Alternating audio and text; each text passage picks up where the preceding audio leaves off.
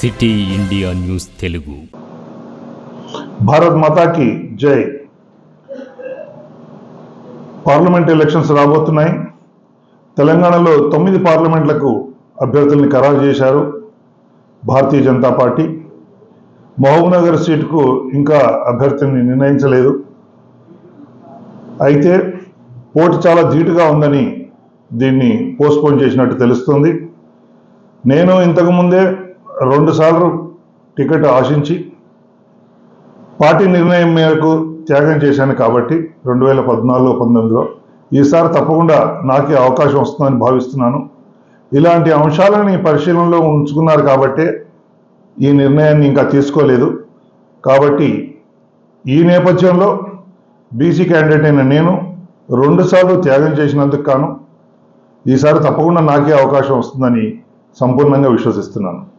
భారత్ మాతాకి జై.